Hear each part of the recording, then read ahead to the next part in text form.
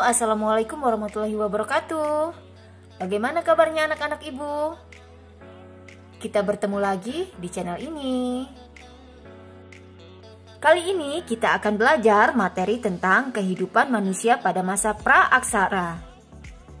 Tapi sebelum mulai jangan lupa ya untuk subscribe channel ini. Dan jangan lupa nyalakan juga loncengnya biar kamu gak ketinggalan materi-materi selanjutnya. Oke, langsung aja kita mulai kehidupan manusia pada masa pra-aksara.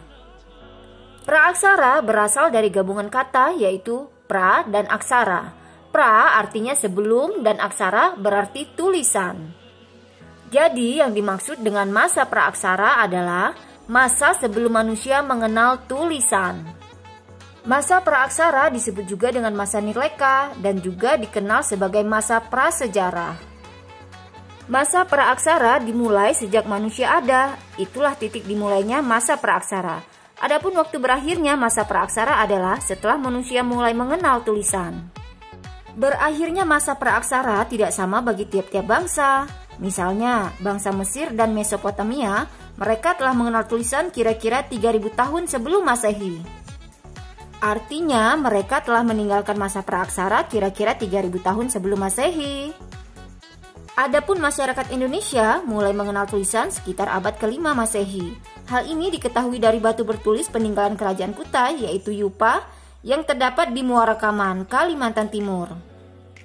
Dengan demikian, bangsa Indonesia meninggalkan masa pra-aksara pada abad ke-5 Masehi.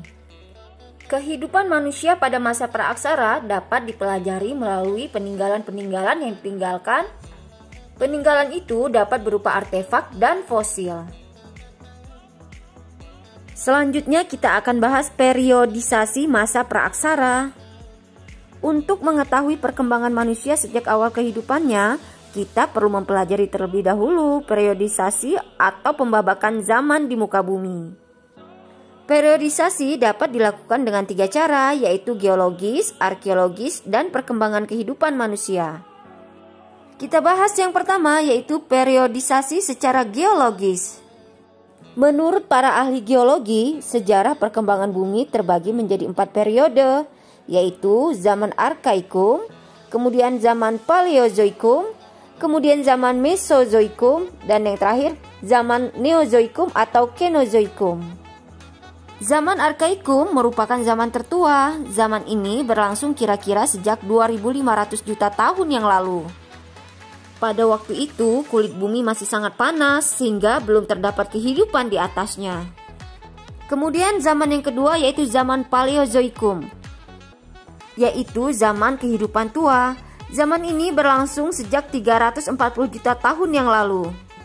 Zaman ini ditandai dengan munculnya tanda-tanda kehidupan, antara lain munculnya binatang-binatang kecil yang tidak bertulang punggung, berbagai jenis ikan, amfibi, dan reptil. Kemudian yang ketiga zaman Mesozoikum. Zaman Mesozoikum adalah zaman kehidupan pertengahan, berlangsung sekitar 140 juta tahun yang lalu. Pada zaman ini kehidupan di bumi makin berkembang, binatang-binatang mencapai bentuk tubuh yang besar sekali.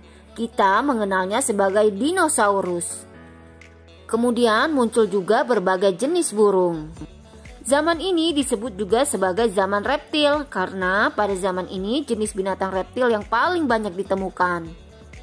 Dan zaman yang keempat yaitu zaman Neozoikum atau Kenozoikum. Zaman ini adalah zaman kehidupan baru, berlangsung kira-kira 60 juta tahun yang lalu. Zaman ini dibagi menjadi 2, yaitu zaman tertier dan zaman kuarter. Pada zaman tertier, jenis-jenis reptil besar mulai punah dan bumi umumnya dikuasai oleh hewan-hewan besar yang menyusui.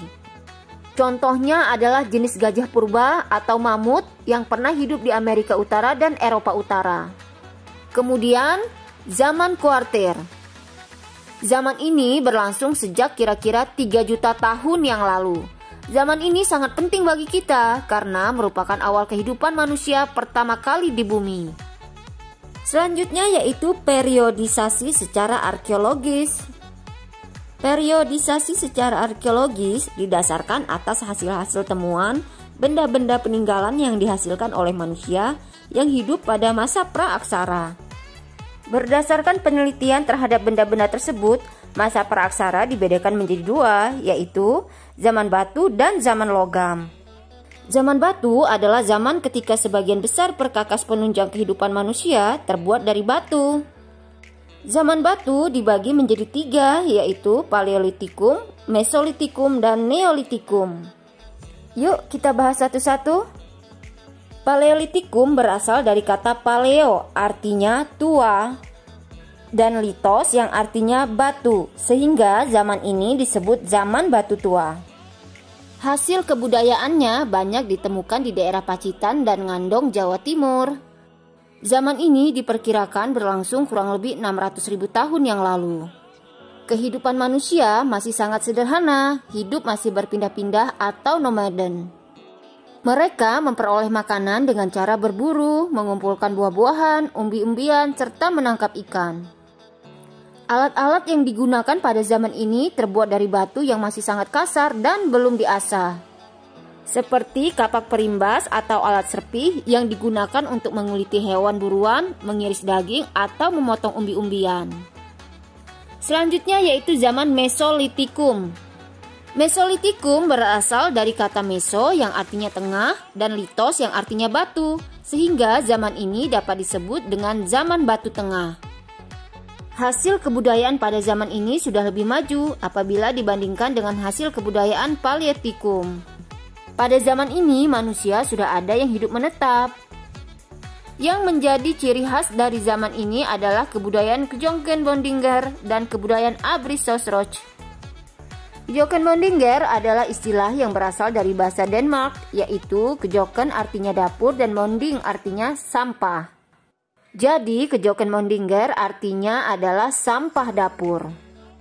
Kejongkenbondinger adalah timbunan kulit kerang dan siput yang menggunung dan sudah menjadi fosil. Banyak ditemukan di sepanjang pantai timur Sumatera, yakni antara Langsa dan Medan. Dari timbunan itu ditemukan kapak genggam yang dinamakan dengan pebble atau kapak Sumatera. Bentuknya sudah lebih baik dan mulai halus. Ditemukan pula sejenis kapak pendek dan sejenis batu pipisan atau batu alat penggiling. Sedangkan Abrisosroch berasal dari kata abris artinya tinggal dan sos artinya dalam dan roch artinya gua. Jadi Abrisosroch adalah gua-gua yang dijadikan tempat tinggal manusia purba yang berfungsi sebagai tempat perlindungan dari cuaca dan binatang buas. Alat-alat yang ditemukan di dalam gua tersebut diantaranya yaitu alat-alat yang terbuat dari batu seperti ujung panah, fleks, batu pipisan, serta alat-alat dari tulang dan tanduk rusa.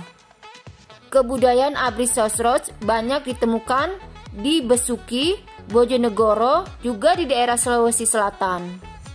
Yang berikutnya yaitu Neolitikum. Neolitikum berasal dari kata neo yang artinya baru dan litos yang artinya batu. Jadi Neolitikum berarti zaman batu baru. Pada zaman ini manusia purba sudah hidup menetap dan mampu menghasilkan bahan makanan sendiri melalui kegiatan bercocok tanam. Hasil kebudayaan yang terkenal dari zaman ini adalah kapak persegi dan kapak lonjong. Kapak persegi yang berukuran besar disebut dengan beliung dan fungsinya sebagai cangkul. Adapun yang berukuran kecil disebut dengan tarah atau tatah yang fungsinya sebagai alat pahat. Sedangkan kapak lonjong bentuknya lonjong. Kapak lonjong yang berukuran besar disebut dengan Walzenbell dan yang kecil disebut dengan Kleinbell.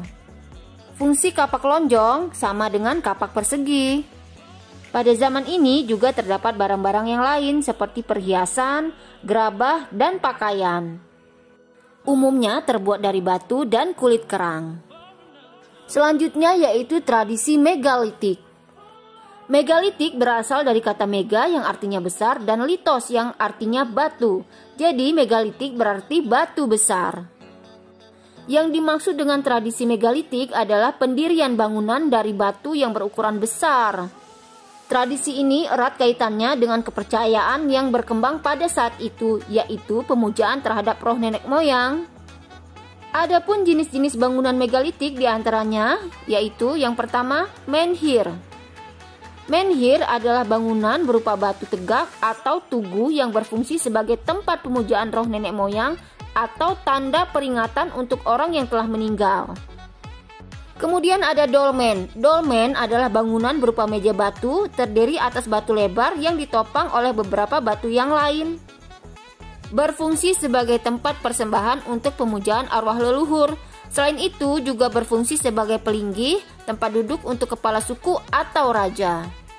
Selanjutnya ada kubur peti batu, yaitu tempat penyimpanan mayat. Dibentuk dari 6 buah papan batu dan sebuah penutup peti. Papan-papan batu tersebut disusun secara langsung dalam lubang yang telah disiapkan terlebih dahulu dan biasanya diletakkan membujur ke arah sungai atau gunung. Yang berikutnya yaitu ada waruga. Waruga merupakan peti kubur batu dalam ukuran yang kecil. Bentuknya kubus dan bulat. Waruga banyak ditemukan di Sulawesi Tengah. Kemudian ada sarkofagus, yaitu bangunan berupa kubur batu yang berbentuk seperti lesung dan diberi tutup. Banyak ditemukan di daerah Bali. Selanjutnya ada pundan berundak, yaitu bangunan bertingkat yang dihubungkan tanjakan kecil, berfungsi sebagai tempat pemujaan terhadap roh nenek moyang. Kemudian ada patung, bentuknya masih sangat sederhana, umumnya berbentuk binatang dan manusia. Selanjutnya yaitu zaman logam. Pada zaman ini, manusia tidak hanya menggunakan bahan-bahan dari batu untuk membuat alat-alat kehidupannya, tetapi juga mempergunakan bahan-bahan dari logam, yaitu perunggu dan besi. Menurut perkembangannya, zaman logam dibedakan menjadi 3, yaitu zaman perunggu, zaman tembaga, dan zaman besi. Namun, Indonesia hanya mengalami 2 zaman logam, yaitu zaman perunggu dan zaman besi. Benda-benda yang dihasilkan pada zaman ini diantara lain yaitu kapak corong, nekara, moko, bejana perunggu, manik-manik, cendrasa.